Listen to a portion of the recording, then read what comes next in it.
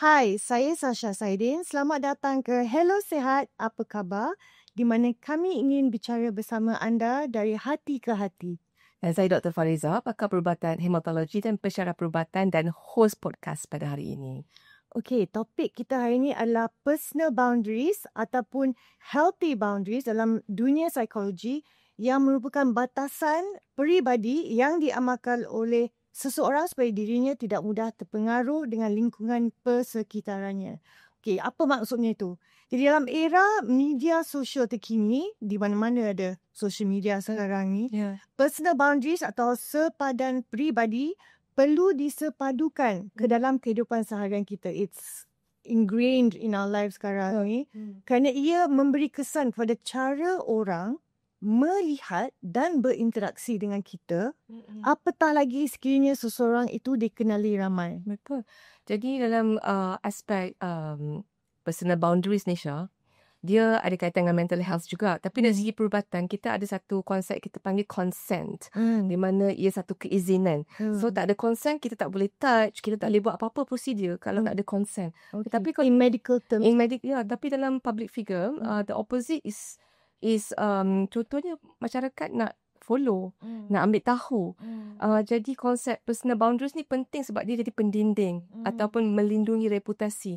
Jadi pada hari ini kita nak bincang secara umum dengan mengambil kira pengalaman peribadi seorang tetamu kita yang kita tahu dia sangat berpegang teguh kepada konsep personal boundaries ini, iaitu Encik Zain Saidin. Betul.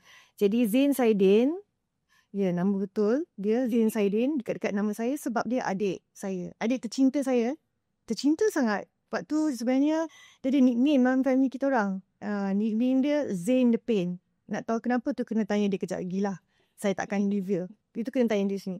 Jadi Zain Saidin ni dikenali melalui wataknya sebagai Mr. Middleton. Oh My English. Semua orang tahulah Oh My English, tahu Mr. Middleton.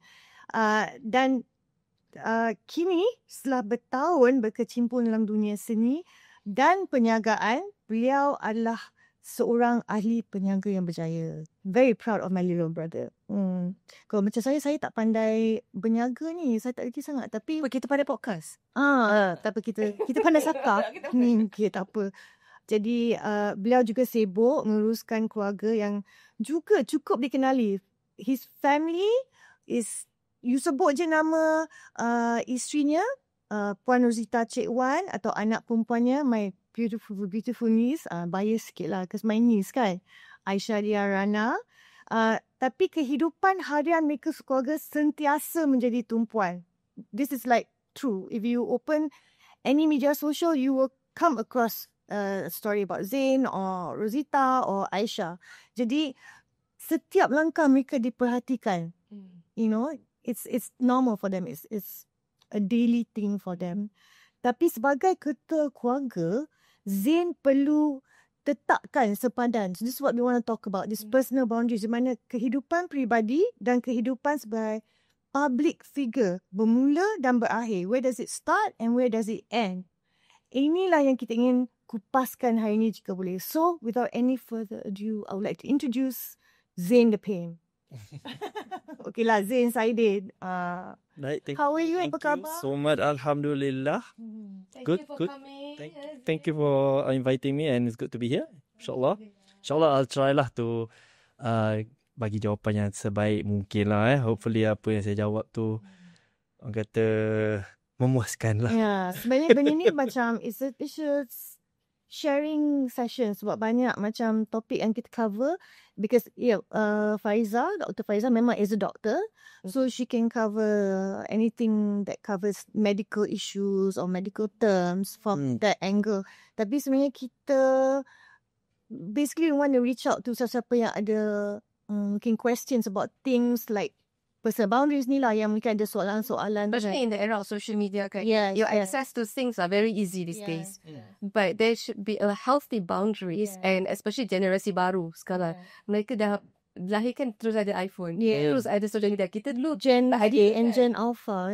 Jadi mereka pun kena diajar menerapkan the healthy boundary. Yeah. So it's nice coming from you. Yeah. Hopefully kita boleh share macam ilmu lah sama kita. Jadi Zain ni dari kecil lagi, kami I think both of us started we're both in the entertainment, obviously industry, and we both started off, I guess on the same footing, the same way, in the sense that we both started daripada buat iklan TV.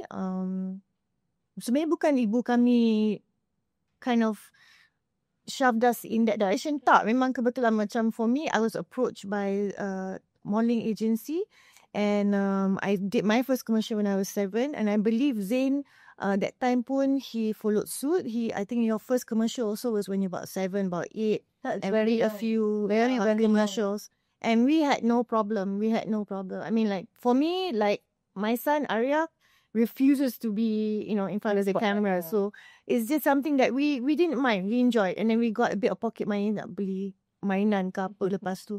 But the thing is, Zain and I, especially Zain, because today we want to talk about Zain's experience, dia telah berkecimpung dalam bidang seni bermula, like I said, dalam iklan TV. Jadi Zain memang tak kekok lah. Dia tak ada masalah. Tapi for me and Zain, I think personality memang lain. Dia seorang yang lain. Zain seorang yang tegas. Dia memang tegas, and he's not afraid to say what he wants to say. Tapi you got the same smile as Arya. Ya ke? Tak? Oh, yeah. As you were talking just now, macam mannerism you macam Arya. The way you tilt your head pun nampak macam Arya. Yeah. Okay. Alright. I'll say that. That's good. Sebab Zain ni pun, I think growing up also, he was a bit rebellious, if I dare say. Tapi dia sebab, like I said, dia tegas. I takut, I selalu follow the rules. Goody two shoes sikit lah. Oh, the difference is, kita cerita kan. The difference is, dia pandai buat belakang, tabir. I was small, so I didn't know how to do all that. I depan. Kita cerita je semua kan, nak ni semua. Dia dah besar sikit, dia dah pandai buat benda-benda. Jadi Zain ni memang, that's why I thought Zain would be good for this topic. Sebab like I said, personality dia seorang yang tegas. Dia seorang yang opinionated. He's not afraid to say what he believes in. And like I said, dia datang, he comes from his own family yang semua under the spotlight. Yes. Yeah, so I'm sure there's pressure there for him. Kebaikan dia dan the full way.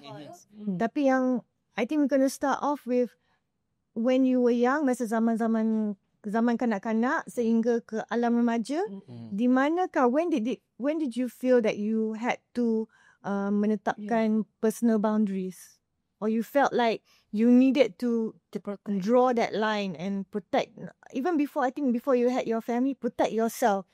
Because I think both of us in school, we were, or for me, I think you also felt the same thing, we were a bit too much in the spotlight. Yeah, not too much spotlight. Yeah, maybe because for me also, but I think because we look different.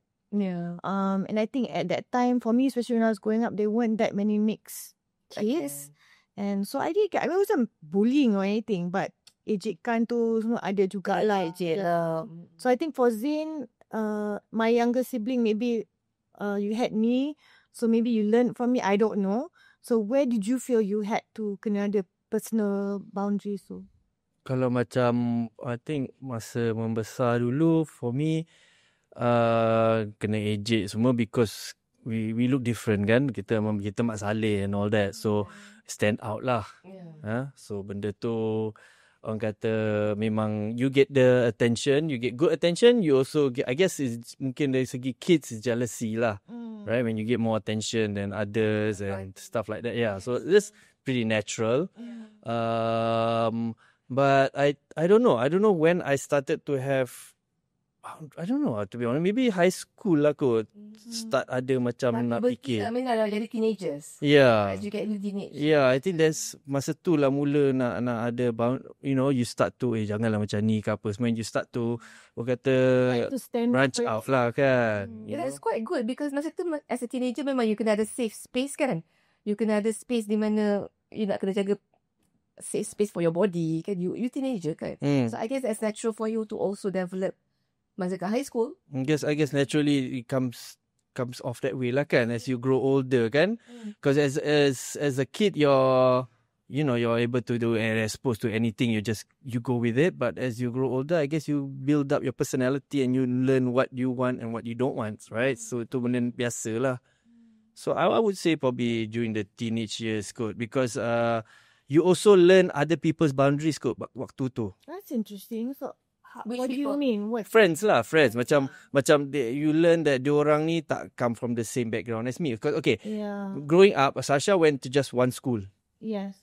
I see. I went to 3 sekolah berbeza. All 3 different levels. I went to a private school, I went to international school, and pergi juga sekolah kerajaan SMK Bandar Baru Sri Petaling masa tu. So pernah duduk sembang dengan all 3 levels, budak-budak yang berbeza, mentality berbeza, attitude, Different. everything is different. The culture is Yes. semua 3 berbeza.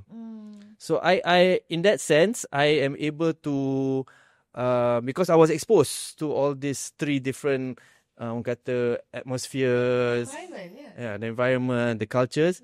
I'm more I easily more orang kata blend in and adapt Okay. to where I go to.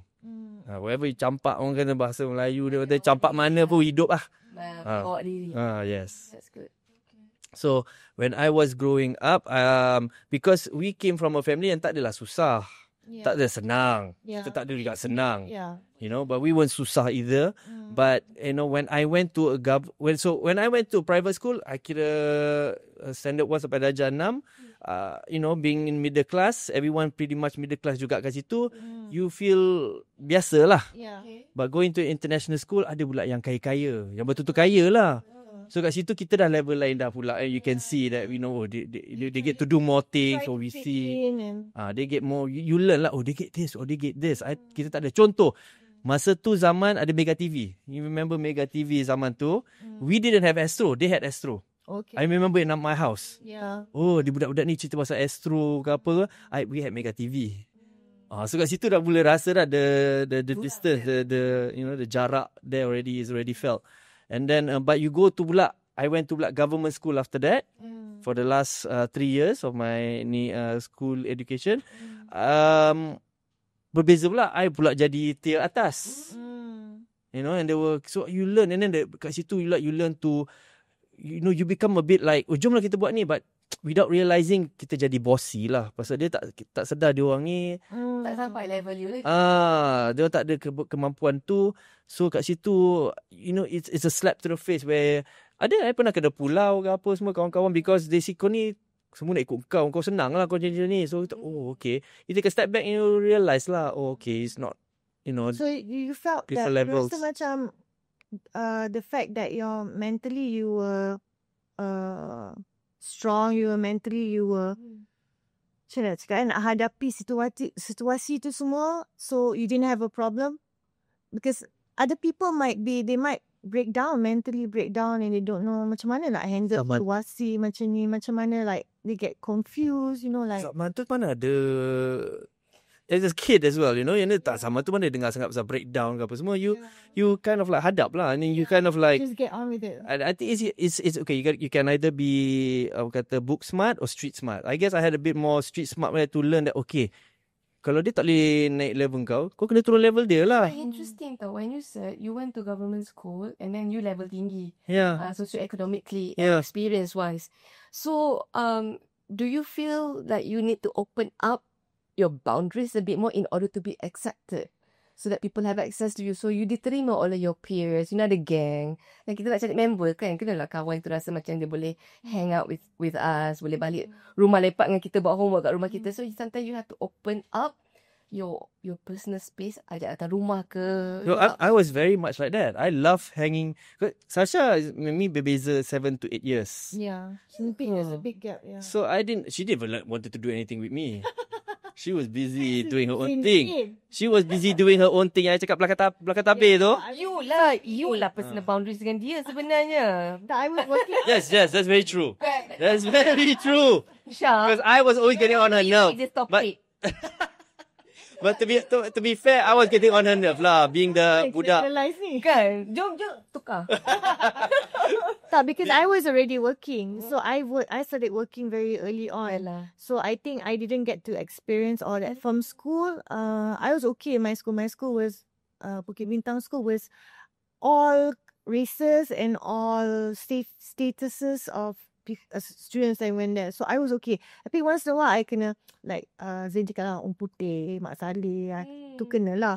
But majorly after I left school, I did my A-levels and then I dah masuk elite. So I dah tak sangat, I wasn't there when Zain was. So Zain kena besar seorang-seorang. Kakak tak ada dah. Well, it's always been that case because we were on different levels. She was in high school, I was. Tapi the age kan banyak juga lah. Yeah, she was in high school, I was only darjah 1 or something like that, you know. So we didn't share anything in common until I guess when I finished school lah kot. That's when, you know, she saw me a bit more. So you notice after you finish high school and then maybe you open up a bit kan to be accepted by your friends dekat sekolah government and then you go into adulthood. So what happens to your personal boundaries then? Do you still open up macam tu atau you dah start closing in? Well, I wasn't very open so much juga during high school. Actually, to be honest, I learned more in government school because in government school you get to see a lot of things that you don't get to see in private or international schools. Contoh pergi snooker. Mana pergi snooker ni semua? Dia tak pergi sekolah government pergi snooker. Berakal ni. Ni kalau cerita benda ni tak baik lah tapi macam yang I guess budak zaman sekarang takkan tahu pun cerita benda ni dia tak tahu pun. Tapi yang zaman ni in this room will know. Benda yang bila masuk duit tu terdenet. Yeah, I tahu Zain pergi skateboarding. Then I did skateboarding where we stayed overnight and stuff like that. You know, so that's where I was more exposed to that during government school in that sense. So orang kata the underworld lah, the underworld I learned when I was in the government school, but yalah, you get to see the orang kata utopia punya ni in the international punya school lah. You know, so it's two different worlds. So that's why I guess now you can adapt to wherever you go. You're very adaptable. Even see the thing is, when I come back from home pula, I don't have any adik-beradik ke apa to play around with. So I go out and play with my friends, main bola ke apa semua dekat, because we live in Gombak. Gombak very Malay conservative punya neighborhood, and there were orang budak-budak Indonesians yang yang duduk dekat rumah-rumah yang not proper housing, you know, not proper. Dia rumah kayu-kayu. Dia Indonesian, apa dia punya sebab Indonesia ni kan ada Minang lah, ada Jawa. Dia I can't remember what's the one. Boyan. Boyan. Kawan dengan budak-budak Indonesia Boyan ni semua. And stuff like that. So I was, and my mother, Mummy, never had racism in that. She always taught us to berkawan dengan sesiapa semua.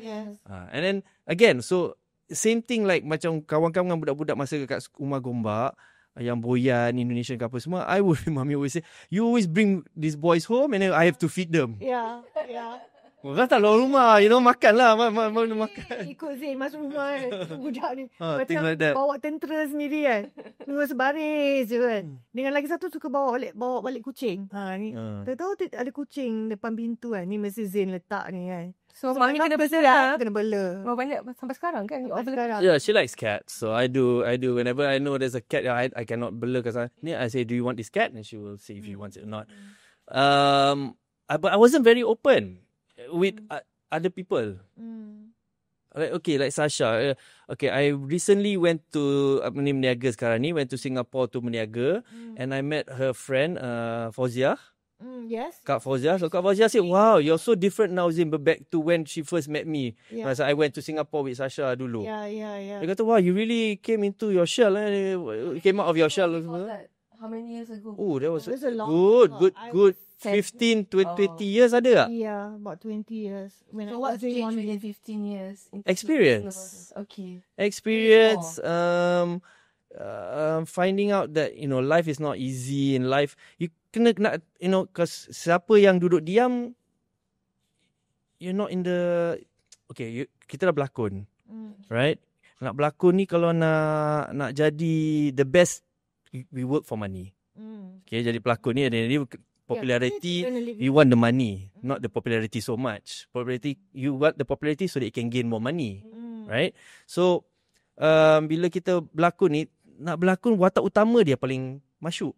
Yeah. Have to be watak utama, you have to be more outgoing, you have to be able to do more things ke apa semua. Yeah.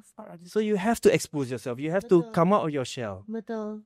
There was a question that we have an uncle, but it's actually Zain's age, and he asked me one time. He said, if you were given $1 million and you could leave something behind, what would it be? And I said, social media. Yeah. He said, why? He said, I thought you love social media. I said, because it's a job. It's a job because you have to get dressed up and then get makeup artist friends, and then get clothes sponsors, and you have to have the image. You have to be seen at events, and then when you're seen at events and you're active on social media, that's when you can get work with production houses, and it's networking, hiring, Because we are in the kerjaya macam tu. Kerjaya kita pelakon, entertainment. Yeah. Apa harga yang harus dibayar? Oh, that's the thing. You have to give up that. Si Sasha is very disciplined.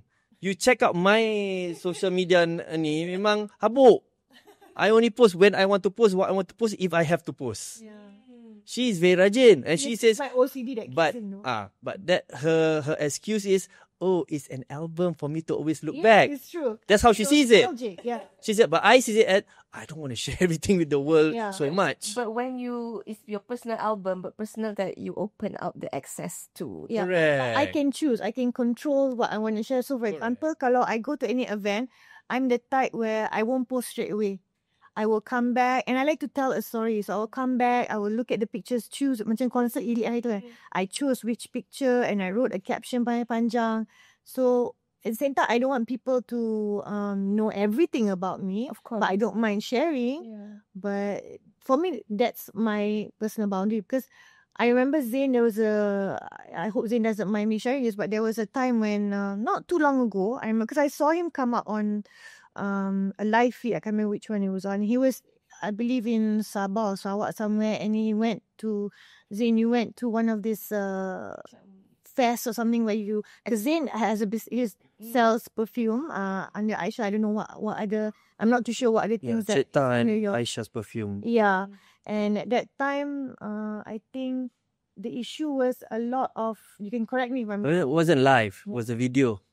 Oh, it was a video, is it? Video, wasn't live. And he was responding to some people that were saying, because Zain had said, if you come to the booth and you just ambil gambar tapi tak beli produk, then it's not fair on him jugalah, because he's trying to earn a living. But you were there not for acting, but you were there for your business. As a business, a man lah. So then he made a response, but I like his response. It took guts for him to say it, because basically what he said is the truth. Right. But so, he okay. wasn't worried But about there's a what backstory juga. Uh-huh. Okay, so benda ni kita dah berniaga lama dah.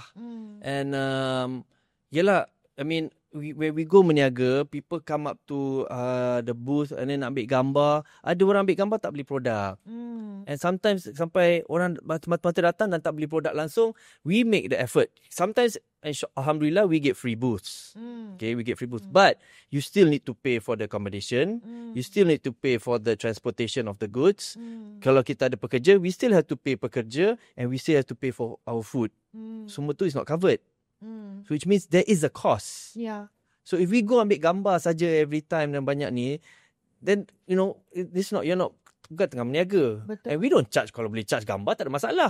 Kalau charge gambar lagi kena kecam. Betul. Right? So logically, ibaratnya macam kenapa kedai-kedai makan tak bagi makan outside food in a restaurant? Because I'm not here to just give you a table to eat. Betul. I have these tables supaya you come and eat my food. Betul. These tables are not here for free. I have to buy these tables. I have to pay for electricity ke apa semua. Same concept.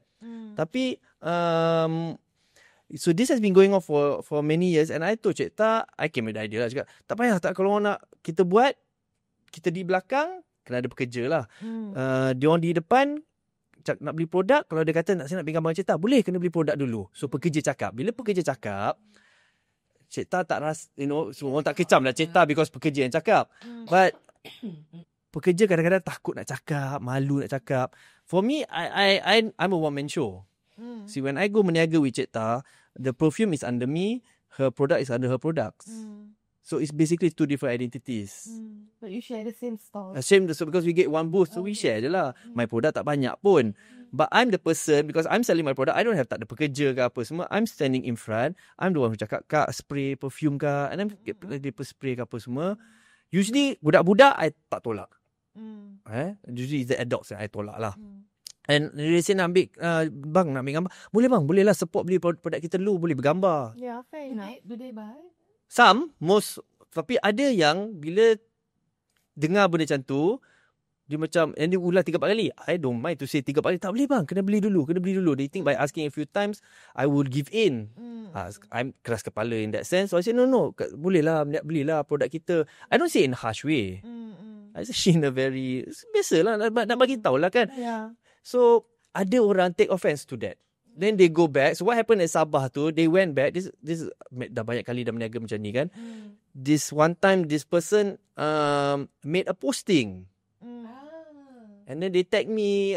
Yang the comments tag me. So I screenshot benda tu, put it in the video and explain. Yes. What I explain, I say, kita datang ni, kita berniaga apa semua. Saya datang ni sebagai peniaga. Ya, saya pelakon apa semuanya. I say, ambil gambar tu, anggaplah sebagai free gift. It's a free gift for you because you come and buy. It's not like you have to pay for the gambar. You buy a product, you get the product, you get to take a picture with me for free. Betul. Then I say, kalau macam tu, orang lain kita beli tak perlu pun macam tu, tak ada pun nak kena free gift. Kau nak ambil gambar tak dengan orang yang buat kebab untuk kau tu? Betul juga kan. Kau ambil gambar tak dengan orang yang bagi kau air balang tu? Kau tak ambil gambar pula dengan dia. Tapi because you're a celebrity, kau nak ambil gambar. Dan kita pun niaga juga. Access kan, all access. So it's a perception of community, masyarakat punya perception. Once you're a public figure, they own you, which in their eyes is their own right because they have access to you. Tapi you sebagai, you have all these commitments and tanggungjawab. Kalaulah kita lebih terbuka dan lebih wise about things, especially for masyarakat lah. Because I'm not a public figure myself, but I also within my work I ada code of conducts, ethics, which in a way melindungi myself from being exploited and melindungi myself because I give decisions on patients' health. I give decisions on patients' life and death. Jadi kita very etika kerja kita banyak. Proper lah, kena proper lah. Observe. But there will be times where, especially I'm also now starting to open up my social media. And sometimes there are consultation online that people ask. They put like X-rays or blood results and ask to comment. Consultation. Yeah, but they don't ask nak minta free, but they ask because I dah ada kat situ. Okay. So the access is open. So how do I deal with that? So it's quite similar because I have etika yang I kena observe. And you have your commitments that you have to observe. You have to get sales. You have to hit your targets and bagi punya ROI balik kan. Jadi those things kenapa kita yang nampak tapi masyarakat tak nampak. Tapi masyarakat pun ada komitmen bekerja. Jadi mengapa tidak boleh memahami konsep personal boundaries ni. So I think it's very timely that also although adik-beradik punya hal I tak masuk campur but tapi you brought this topic, so I think it's not just for public figure. Although it's very good that you highlight it based on your experience, so other people can understand. Tapi konsep personal boundaries ni bukan public figure je. Semua orang. Yeah, I mean, Semua it could be in a high position in a corporate job. The CEO ke, manager. Patient juga, Dekat tempat kerja, you ada boundaries you. Tapi nanti kan lepas kerja nak pergi minum ramai-ramai, tiba-tiba dah keluar cerita. Anak beranak semua dah tomorrow jadi office gossip pula. Betul. So you have to know where to draw the line kan. So basically, after you did that video and then things started to calm down a bit. No, people kecam lah. Malaysia ada peluang nak kecam. So did you worry? Yes, standard. Tak risau langsung. Lagi banyak orang, I don't care. Banyak kan orang lebih suka sanggup take the time and effort of the day to kecam daripada nak komen benda yang baik. It's very interesting you say I don't care and I respect your guts. Tapi what has happened or the experience in the past that made you reach Yeah, the point, that's I true. don't care. Good question. Because Where I the think strength come something from? must have Where happened does your wisdom and strength come from? to Bila build. you cakap We want tu, to know. We want to be like you. yeah. Because okay, it's our life. Kena peduli apa dengan dia orang ni. Those who are supportive are gonna buy. True. Those who are not gonna be Your supportive, they're not gonna buy. your people will be your people. So yes. So the saying is where I've learned something is SWSWN. Which is? SWSWN. Okay, mind that tu. Okay, Uh-huh. okay. Some will, some won't. Next. Wow. How come you never Thank you. told me this before? It took You tinggalkan dia to membesar. come on the podcast to tell me this. That's Sama- really sama. good. Because you can't please everyone, and the ones you please pun belum tentu they will be pleased all the time, Good. Yeah. Oh right? my little brother is So smart. it's no, I got that from someone. I cannot take credit for that, but I got it from someone who's also because as I said, what I am today is due to experiences on what I've learned, exposure that I've had, and all this. You don't see the Zain Saidin here like this without everything that I've been through. Like I said, Sasha, tak pernah kita had heart-to-heart talk much about this sort of things. She datang sini They have a heart to different heart. personality. So hari ni you heart to heart lah. Tak Well, now she understand lah. Dia dah cukup dah. Ni kotak kan. Ni limit No, I love Zain.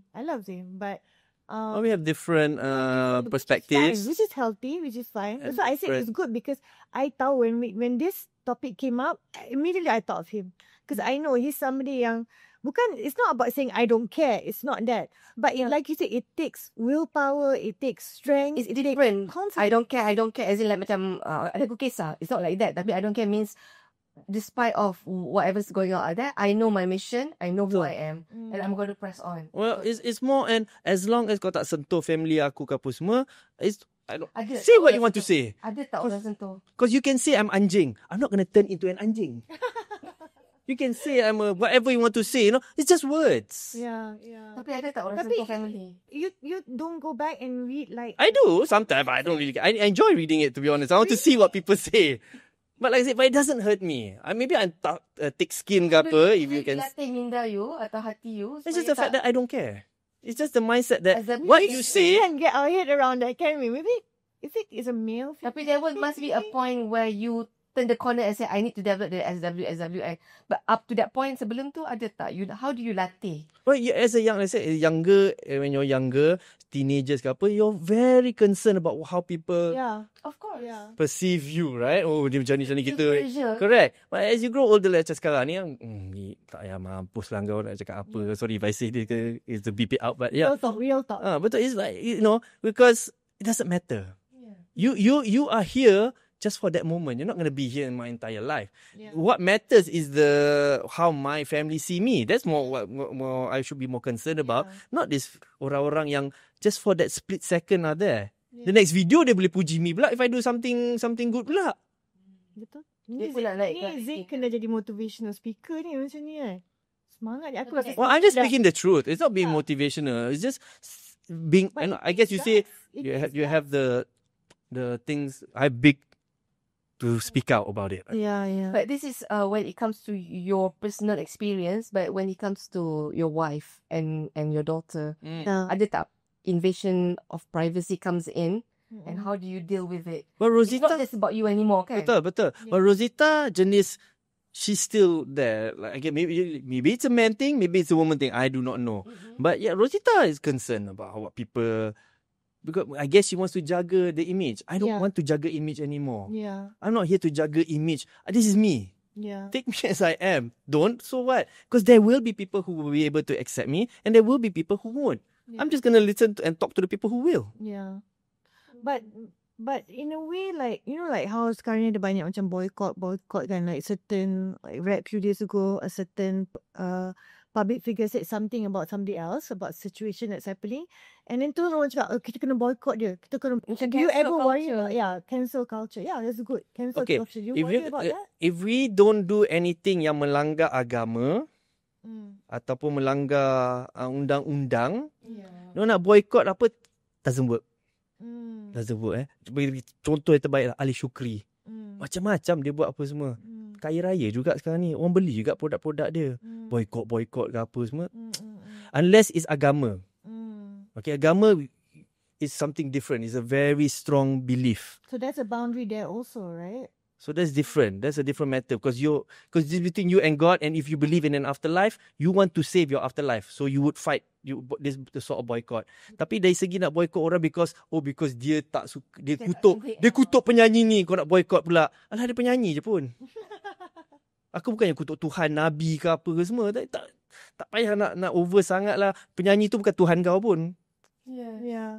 Tapi do you ever get like people coming up to you and saying, you jaga your personal space, which is fair enough, because you go back home, your father, your husband. But do you get when you in public, people come up to you and say, sombong lah Zain ni. Well, here's the thing.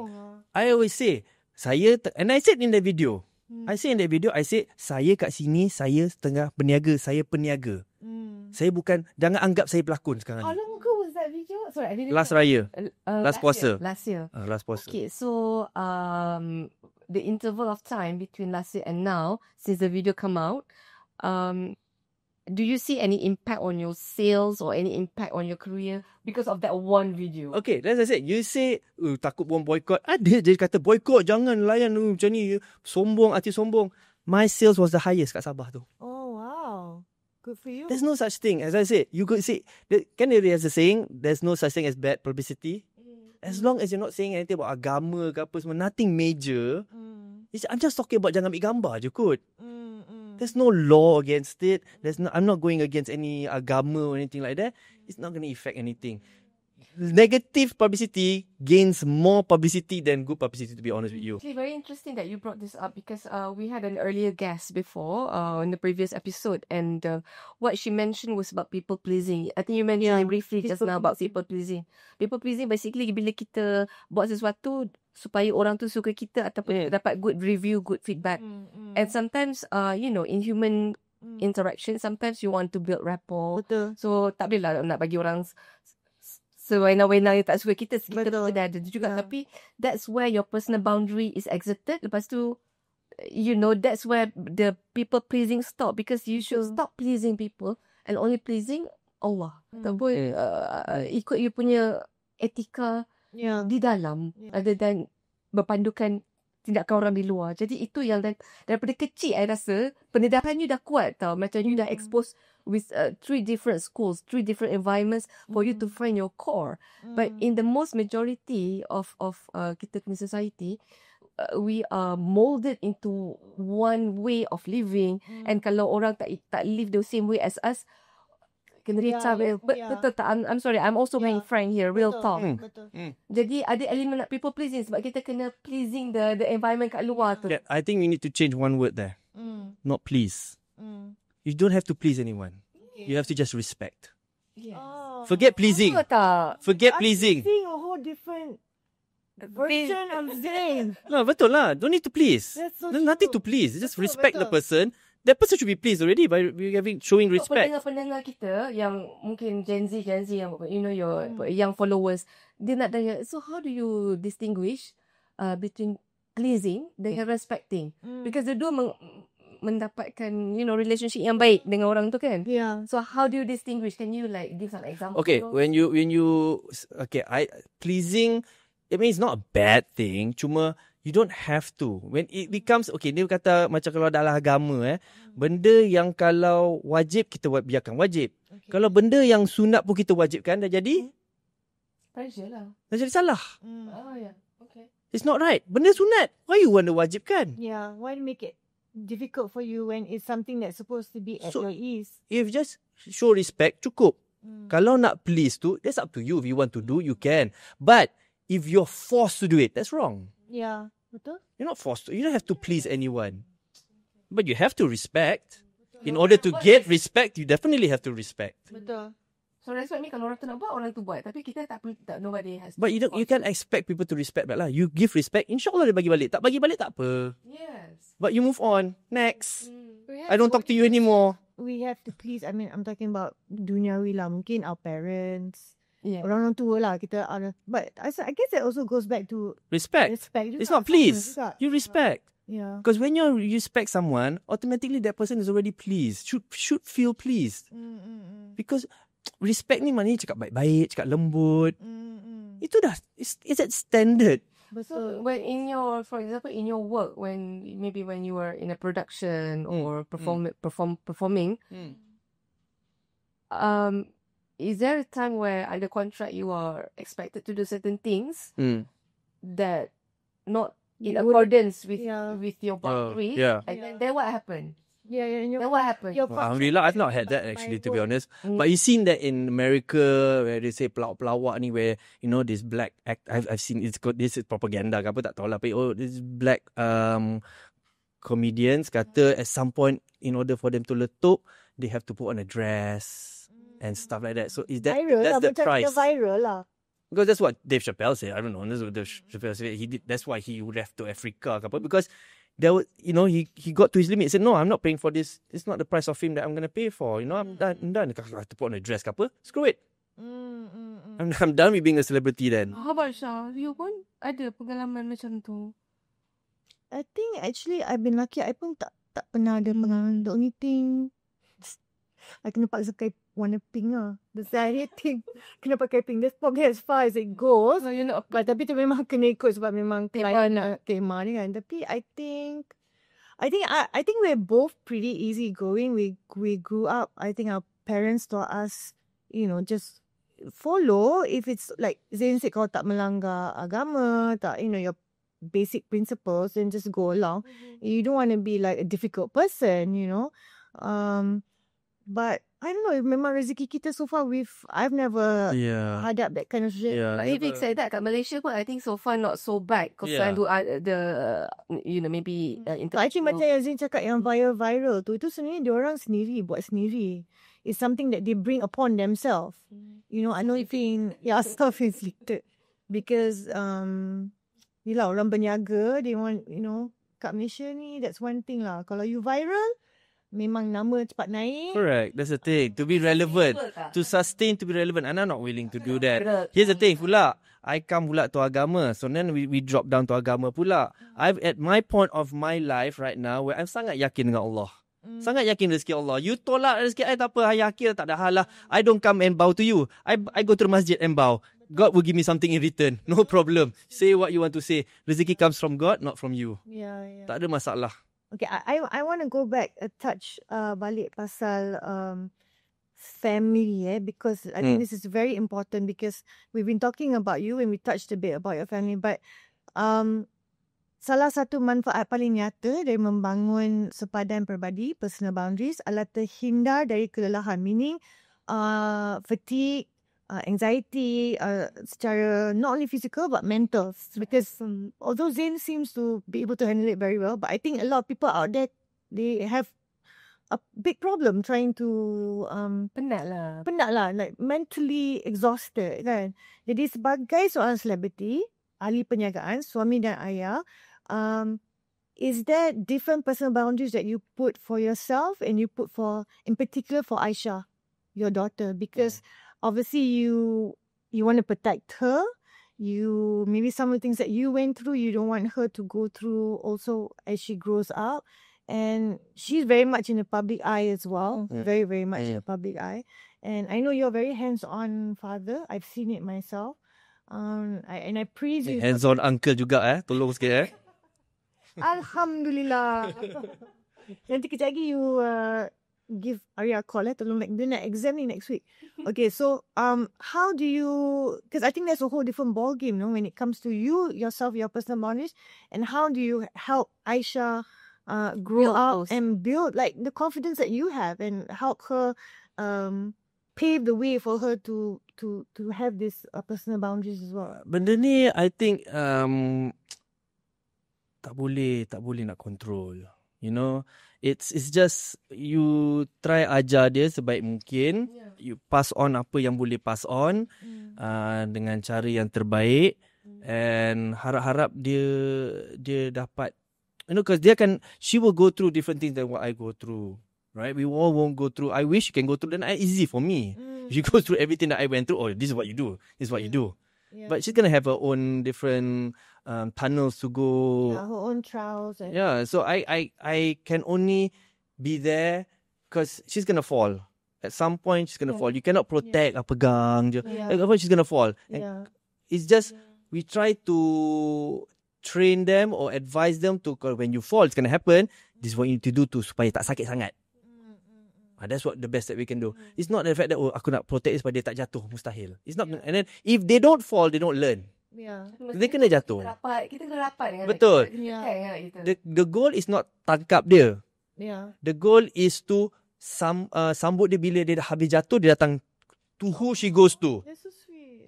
Yeah. You know, to be that person there to be the, okay, don't worry, I'm here. You need anything, I'm here. Yeah.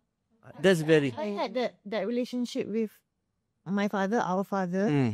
I think I was very, very close to my father. He was my best friend. Sedih lah pula, sedih lagi. Hari tu pun sedih. Every other episode bikin sedih, kata tak apa. Yeah, he was my best friend and dia jenis macam, yeah, he let me make my own mistakes. He didn't kalau I nak keluar pun dia cakap, okay, be careful, And it's whatever, your semua lah. mistakes to make. But yeah, but when I was with Elite, I think when I was in Elite, he became even closer because he kind of became my bodyguard. Like mana-mana, and I wasn't malu not have him around because you know when you're a teenager, because I'm going through this with Arya, like when teenagers you don't want to be seen with their parents, right? But Your style. yeah, but at that point my dad was with me all the time, and you know he was protecting me, but at the same time he was stayed a distance and like, you know, but I could see he was proud of me, and that really, really had a big effect on me, on my confidence also. And so I think it's really nice to see Zain and Aisha's relationship like that also. I think it's very similar. So untuk generasi baru ataupun young parents yang listening, kalau nak ajar boundaries ni, ajar lebih kecil tapi bukan protect sangat, bukan overprotective, you know, helicopter parenting orang cakap kan, tapi you bagi dia space untuk buat mistake and learn for themselves, tapi dia tahu you sentiasa ada belakang dia. If she needs anything, they need anything, dia tahulah untuk pergi kat mak bapak dia. Dan dekat sebab macam ni you can tell lah, cakap lah kat budak, panas jangan pegang, dia akan pegang juga. Dia kena bagi dia pegang. Okay, pegang lah, kau nak pegang sangat kan, kau pegang. Mak panas kan? Tak nak pegang lagi dah kan? Okay, Dia rasa. bagi dia rasa. But obviously, like I said, there's a limit lah kan. We love and everything, insyaAllah they will grow conscious. My mom, very big thing masa kita membesar, ada conscious ni. Kita tak ada conscious ke? Tak fikir ke benda ni? Fikir ke perasaan orang? So I think that was tanam in me. So I think, kena fikir perasaan orang. Yelah ni semua. Kena ada conscious. Betul. Cannot just suka hati ke apa semua. Yeah, that's interesting because semalam pun I actually baru tengok dekat TV, ada satu movie yang budak dekat UK tu kan, dia unwittingly commit murder, adolescents ke apa, ada cerita kat TV. So tu tak ada boundary lah tu. It's like, you know, they don't understand the concept of boundaries. Tak faham kenapa kena ada. So yang the understanding of it. So masa sekarang kita dah besar, kita faham kenapa kena ada boundaries. Tapi budak-budak bukan saja tak ada boundary, tapi tak faham pun boundary tu apa. So bila dia tak tengok daripada parents sendiri, dia akan cari benda tu daripada luar dan belajar sendiri, and then it leads to things yang macam dah pelajar, dah commit murder. I think there's a big problem in this day and age is discipline. Dia tak bagi kita disiplin budak-budak. I don't see a problem with giving your kid a nice whack so that, you know, you don't repeat the thing. I don't want to whack you every day. Penat juga aku nak kena hentam kau hari-hari kan. Aku nak hentam kau sekali je, kau belajar aku tak payah hentam dah. So then selalu kena hanger. So you understand. Betul. It's not dera, it's tapi there's a difference lah. Kalau dera, of course we stop it. You know when there's something is dera and you know when something is discipline. You can see lah ni mak bapak dia disiplin. Nampak je. Of course duduk sakit. Tapi sakit ni satu untuk belajar, sakit ni satu untuk kepuasan yang duk bendera pula budak tu. Tak ada function untuk budak tu. Tapi disiplin ni bagus. You whack the boy or the child, orang kata with a hanger on the bum ke apa semua. It's not like you taking something to slash the face. It's a whole different matter, right? And you whack the bum, tak adalah berdarah ke apa semua. No, I'm just saying. Kalau berdarah tu dera lah. Tapi kalau pukul bukan buntut, walaupun biru ke apa, birat ke apa I semua. think there's a sense of authority also, no? Yes. Yeah. And that's the difference with the kids now. They don't tak boleh, okay like, tak payah kata pukul lah. Ada sekarang ni macam mak bapak tak bagi budak-budak pergi sekolah lewat. Pernah jadi kes benda ni. I remember budak-budak tu datang lewat sekolah and I had to go through this juga masa sekolah government. Kita datang lewat sekolah, kita kena tunggu perhimpunan habis, kita kena kutip sampah. Yes. Benda tu jadi masalah. Mak bapak pergi komplain, anak aku ni apa kutip sampah. Kan? Lah, kita nak ajar anak kau supaya tak lewat benda tu je. Yes. So kat situ mak bapak yang tak berapa cerdik kat situ sebenarnya. Yes. Dia tengah tengok, harap kau tengok ni. Baru kau tahu aku ungkit balik isu ni. Betul. Very true. I think for me Arya is Gen Z. Gen Alpha. I think Aisha is Gen Alpha, Arya is Gen Z, I So feel. my son would be Gen Z as well. Yeah, so and I think I don't know what's after Gen Alpha, but it's Later. one thing is like Macam Walking Dead je. it can be worrying that we don't know what's to come and we cannot predict because everything is like terlalu pantas. Things are developing with technology and everything, and kids can get information so quick and with ChatGPT and with AI semua. But for us, I think all we can do is just itulah, like we said, educate our kids. Rapat dengan anak. Rapat dengan anak, yeah. Dekat dengan anak. I think the goal here is you buat salah, disiplin. Tapi kena juga bila dia buat baik, reward. Of course. Yes. Then the child understands. Yes. Right? That, okay, I do this, I get this. Baik aku buat benda ni. Betul. Buat benda ni kan aku dah pukul, sakit juga ni semua kan. Baik aku buat benda ni aku tahu. Eventually lah, they will, it may take 2, 3, 4, 5, 6, 7 times before they understand, I do this, I get reward. Baik aku buat benda ni. But it will register in the mind at some point. Okay, what about if we talked about personal space, we talked about personal boundaries. What about kalau orang tu betul-betul peminat Tega Zain Saidin, peminat Tega Rozita Cik Wan, Aisyah, Die hard friends ada invasion of privacy. In what sense? Panjat In the rumah. sense, you know, Kau polis lah, dia tak boleh lah. Apa susahnya? you know, and It doesn't matter if you're... the place itu suka pergi makan, you know, and that kind of stuff. Macam mana you nak hindarkan? Because you cannot live your life like that. I mean, you outside are scared to go outside. Yeah, jadi macam. Kau dah authorities lah, apa susah? Kau dah polis lah. But sometimes that cannot help because they might get away with it, and then you get them keep coming back and keep coming back. So sometimes it might make you feel regret that. Not regret lah, but it's like, man, I live this life in the public eye. I no longer, I wish I wasn't in the public eye anymore. You know, I don't want this attention. Betul, but benda ni in all different professions ada the ups and downs. I'm sure in other profession pun ada benda macam tu juga. You don't have to be a celebrity to have someone obsessed over you. You can be a CEO, still someone can be obsessed over you. That's true. That's what I So said. like I say, you just call the authority. That's all you can do. Unless you want to take matters in your own hands. Benda tu. Then of course you get people who yang tak puas hati, lepas tu nak saman. Sikit nak saman. You know, so how do you handle people like that? You know, there's a good thing that happened. I read yang sekarang ni Denmark dah ada personal, apa kalau someone take the picture without your consent ke apa semua, you can ambil tindakan dah sekarang kat Denmark. So that's quite good. I think that's, if they can keep applying that, then if sampai kat Malaysia ambil, kau ada je orang cucuk gambar kita celebrity posting. Betul. Paparazzi.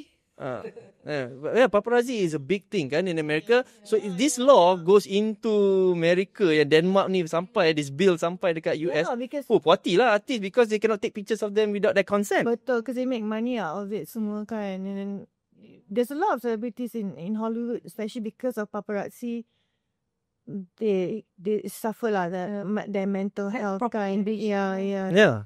So I think so far we've covered quite a lot of definitely. different perspective, and also some insight about your interesting childhood, interesting dynamics. But that's family, you know, some ups and downs and things like that. But that's what shaped us. Yeah. But I think it's interesting because a lot of things I've heard from Zain today, I never knew.